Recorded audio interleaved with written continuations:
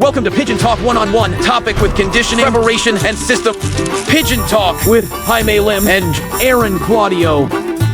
Pigeon Talk One-on-One, powered by Talomi Probiotics, Bear Sayel, Wingmaster, Bona Mix, Royalties, Victory, Gasty Pro, Burlington, Mikusin, Haggis. Sir, manikot. So marami akong tinanong sa kanya. Okay. Sinasagot niya lahat. Okay. So parang nag-idea ako. Kasi minsan meron kang tatanungin na parang pag nakuha mo yun, ayun na pala yun. Eh parang may kulang eh, di ba? So nasagot niya man yun lahat. So parang yun, marami akong tutulong sa kanya. Okay. Kaya Henry, lahat naman sila. Kala ko, kalahati lang pumapasok siya. Hindi ngayon, kailangan ko.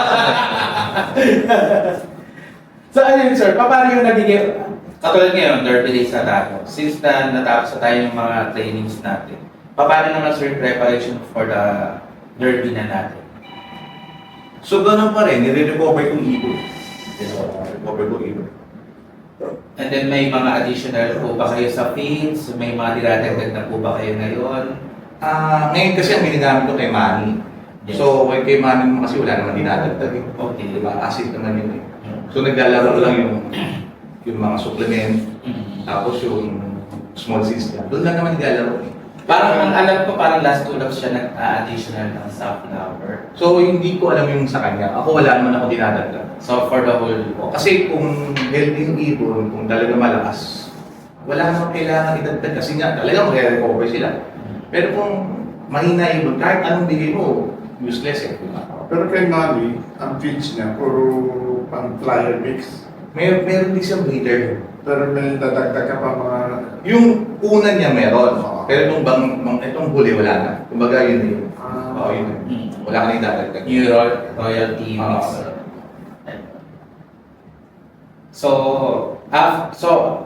yung preparation mo doon, sir, so wala ka na masyadong nilalagdag sa feeds. How about sa mga supplements, sir? May mga additional pa ba kayo, sir? Or Kung- at least na yung... Kung ano nakalagay sa prog na binibigay, yun lang ako sumusunod. Hindi na ako nagdadagdag. Hindi na kinagagawin Kasi, ng numbers. so sa ato sa tagal-tagal ko din nag-alaga, di ba? Same lang eh. Kumbaga, kahit anong gawin mo kung talagang mahina yun, hindi ko mag-recover. Talagang, wala, hindi niya kakaya. Ayun, sir. In your pigeon racing career, sir, ano yung pinaka-memorable na achievement na nagawa ng Team Nixon? Sa North, so, nag-overall na rin ako third. Tapos, Super Set winner, Auction winner, 2K winner. Sa South, tatlong 2K winner. Tapos, Auction winner, Super Set winner. Tapos, Supreme. Yan, Supreme. Yung sa Supreme niyo, sir, medyo alam naman natin na yung sa Supreme talagang maganda talaga yung pa-play ng Supreme. Anong line yung nag-winner niyo na Supreme? Jelema, Berscoop. Jelena. Doon lang Jelema Cross. Berscoop. Joel Berscoop. So, Jelena. Local na to, PSA auction na to. Okay. Ikaw nag-operate ng kasi. Hindi, last year, sino ba nag-over last year? John. June. Jelena. Journal. South yung South. South. Pero ano yung Ang mga line? nalago ka sa kwan. Supreme. Yes. So, sir, ano yung mga line na hawak mo, sir? So, May Henry Tan ako. Anson. Marvin. Rayso. Mango. May Luis ako. Alphonse, kayo di ba galing? Ano yan? May Alphonse ka? Wala pa. Wala pa. so mostly dun ng... No, kasi nakasama kami. So, yun. Kumbaga share lang ng mga lines. Pero yung winning ko, yun nga, yung Jelema. Jelena. So kahit saan mo siya i-pair yung Jelena, sir, sa mga line nila, nag-click ko. Dun talaga. So anong characteristics sa kanyang ugali ng Jelena? Ganda ng omen niya. Hindi walain niya. Okay. Hindi walain. Speedbird ba siya na may dulo or sa dulo siya kumain? Speed na nga ba? Konti o Dumuduloy. Dumuduloy. So far, sir, ay yung favorite line mo. So marami akong chilean. Halos yung buong line ko dyan, chilean. May pass. May pass chilean. Saan ka nag-direct? Actually, ang nag-big nun, si Marvin C. Okay. Marvin C. Okay. Oo, tapos parang siguro naawa sa akin. Sabi na. So, binenta niya. Yun na. Nung umpisa, yung tap na yun. Okay. So sa ano mo, sir, sa love po ninyo, yung mga winners ninyo, ano ang karamihan? Head or cup? Hen. Head. Mostly ilang percentage? Kasi lahat ng 2K winner ko ko dyan. Puro head. And then yung pero may mga cup na winners ka rin. Meron tong last year, Lord, pero 3 laps lang yun. Pero 4 laps lang yun. So mostly talaga head. Ayun, sir. Ayun, so before tayo mag-answer, may mga gusto po ba kayong maging sa mga advice sa mga beginners po? Kayo po muna, sir. Kung ako bibili ako ng libro, at least mga 10 years na yung paano sila lumilipad. Yes. Tapos willing talaga maglabas ng line. Tapos willing talaga magturo. Build ako bibili. Okay. And then, third Henry. Para sa mga newbies, kumuha kayo sa mga lumilipat ng renta for so many years. Kaibigan, be friends with them.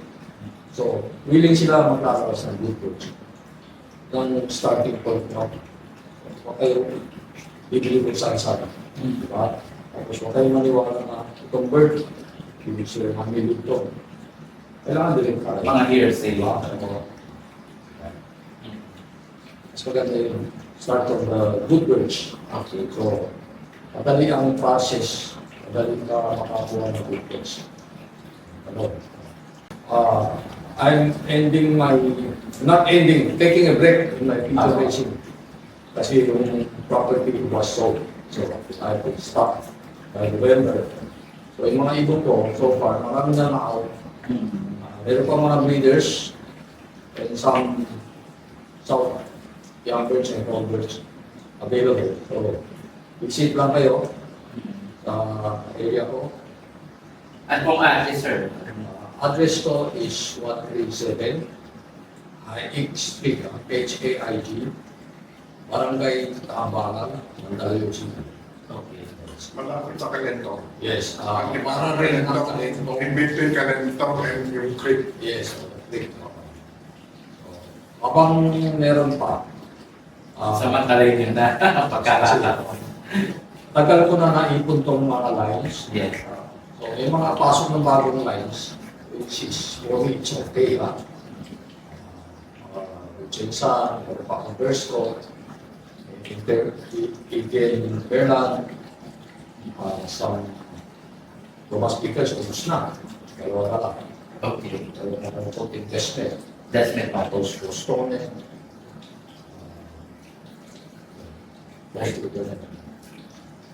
Ayan. Shout out, sir. Sa mga friends and families po natin. Yeah, sa mga friends, mga good luck sa susunod na race. Sana maka-recover mga ipon natin at meron pa tayong 6 races at makabawi rin tayo. Tiyaga lang, stay on. Ay, good luck. Ayan. Ayan. Sir Dixon. Shout out sa family ko, saka especially kay Alan Luna. Ayan. Especially sa chairman namin, kumbaga, chairman ng PHA, Emily Luna. Nababalance po yung PHA. Yes. Saka maganda yung samahan namin sa loob ngayon, especially sa trustee. Yes. Kasi importante yun. Diba? Saka sali pa kayo sa PHA, maganda rito, honest at transparent. So, kayo ang membership committee for membership. So, lahat ng bagong members sa inyo dumatas. More or less ilan ang member ng PHA? Kasi yung mga huling pumakot, 2023 yata 20. Tapos itong last year, 5 to 7. 5 to 7. So, kilala niyo po ba sir yung mga bago pwede natin? Ako, Yung mga new members natin sa PHA.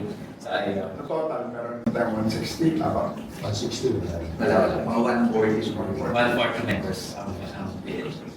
Okay, so isa na naman pong episode ang ating natapos ngayong araw na ito. So, paki-like lang po, subscribe, and share lang po. And comments lang po kayo down below po sa ating mga YouTube channel po natin. Sa lahat po ng episodes po natin, pwede po kayo magtanong. Para sa mga next guest po namin, may tanong po namin yung mga questions po ninyo na gusto nyo pong matutunan. So again, maraming po salamat, Sir Heditan, Sir Dixon, maraming po salamat sa pag-uulap po sa mapabilang po natin sa Pigeon Talk 101 and po sa MD. So again guys, maraming po salamat sa aming mga major sponsors. Thank you so much po.